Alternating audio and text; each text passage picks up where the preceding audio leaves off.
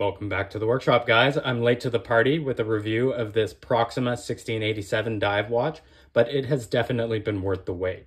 And I have to concur with my fellow reviewers too, that this is probably the best dive watch from China in the last 2 years. I've yet to see a review of the blue no-date dial version, and I'm going to tell you why this one really spoke to me, and then we can see what your ideal configuration would be. Making the right pick is definitely a consideration here because unfortunately it's not an impulse purchase, coming in at a retail of around $275 US. But that was marked down on the previous sale to around $215 US. So it begs the question, how does this brand stack up to our old favorites like San Martin or Chronos? Well, I can tell you Proxima really surprised me, not least because it's a very different watch versus the competition. That said, this is not an original design, being closely based off of a Christopher Ward diver, at least for the case. But on the other hand, the dials, they are a bit Oris inspired, but really well done in the Chinese watch space, particularly the enamel finish and the capped second hand. It's just really a standout for me. Let's look at some of the options. The vast majority offer a date, like the off-white enamel on the left there. That is clearly the crowd favorite, followed closely by the black dial with patina accents. And a quick aside, there are these transparent dials available under the Iranian branding, and I am clearly off my game because I didn't recognize that this was a Christopher Ward original. And honestly, I'm not a fan. This is saying the quiet part out loud, guys. Christopher Ward is the OG consumer direct micro brand. 15 years ago, they probably would have experienced the same homage hate that the Chinese brands get today. But no one is setting out to buy a Christopher Ward homage because the brand is accessible as is. So my advice for Proxima would be, this case is brilliant, you're laughing all the way to the bank, just get creative with the dials. We have a width of 39.5 millimeters and a lug-to-lug length of 45.5 millimeters. This is all complemented by a height of 11.7 millimeters, and this is a standard 20 millimeter lug strap size, so great for your leather straps. You'll notice that for the most part, this watch is brushed, so it keeps a nice low profile, except for these polished, relieved areas on the side that I'll get to in a little bit. This is a standard 3-link bracelet, and it has solid end links going down to a milled clasp. And yes, it looks great on wrist, especially in natural light. Back inside, let's check out the lume. And as you can see, it's very strong, as well as the bezel is also illuminated. But what I especially like is that the application of the BGW9 paint is even between the dial and the hands. Regardless of lume, the dial components are gorgeous and very nicely finished. So that includes the polishing of the indices here, and I especially like how they just kind of set off against the subtle gloss of the enamel. And for the hands, they really punch well above their weight. You can see that they are both beveled slightly as well as being brushed. So very professional.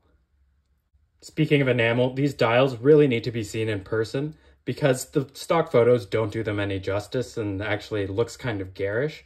But unboxing the watch, I initially thought that they had sent me, Proxima had messed up and sent me the black dial version.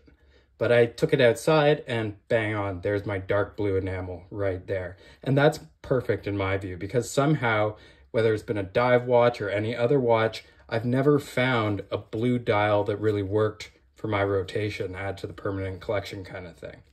Even better, no date window. I just really like the simplicity of a no date dial, and it's really personal preference, but I find it much more annoying to have to reset the date than to just have a little extra click on the crown. This is a screw down crown, and it's rated to 200 meters of water resistance. I would be very comfortable in that rating. And you know, it just comes down to, do you like a date or do you not like a date? Your mileage may vary. On that note, my one complaint is that the no-date dial has these boring rectangles for 3, 6, and 9 indices, whereas the other versions have these much sharper trapezoids. But I guess you can't win them all, right? The whole line features a PT5000 movement, and I think that's in part how Proxima has managed to stay to 12 millimeters thick. And I actually like on the back these manta rays. I feel like they're kind of cool without compromising the diver design. And it has been mentioned before by others that this limited edition text is a little cringe, but I think the best way to think about it is a non-serialized edition where the case is not limited, but these dials, they're made in batches and they may or may not be restocked. Hands down, the watch's best feature is the case, which is especially apparent from the profile here. And as much as an affordable dive watch can be described as sexy, I'm not actually the first reviewer to describe it as such. I think that's completely appropriate here. Part of that, guys, is actually an optical illusion, because if you look here, this small brush section, that is actually technically what we would call the case side. Whereas this much larger polished chamfer on the bottom is exactly that, a chamfer. What it does is integrates with the case back and makes the whole watch just wear a lot thinner on wrist. And you can see on the top here, we have some very finely brushed lugs, even though we don't have very large lugs here to begin with. And we do have a nice matching beveled polished bevel there to match the bottom. So an important aspect of those proportions is the bracelet, because here it's thankfully equally low profile. And though the clasp, it does lack some of those new features from San Martin or Chronos, where Proxima really wins out is in the thinness of the bracelet.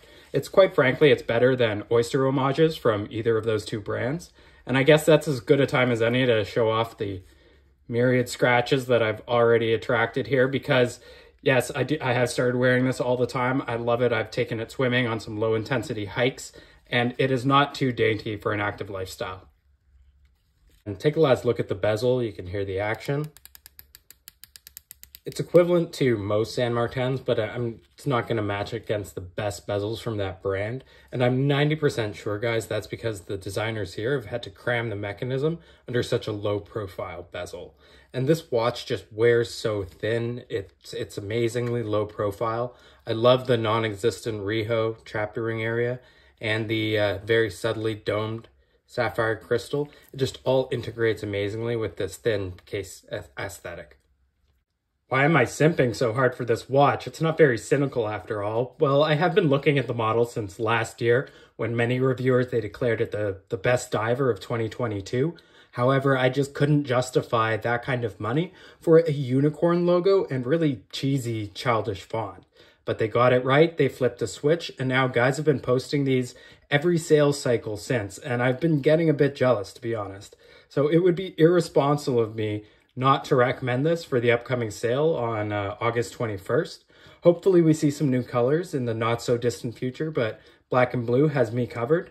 Anyways, thanks again for watching. Hit subscribe if you'd like to see more, and I hope to see you next time.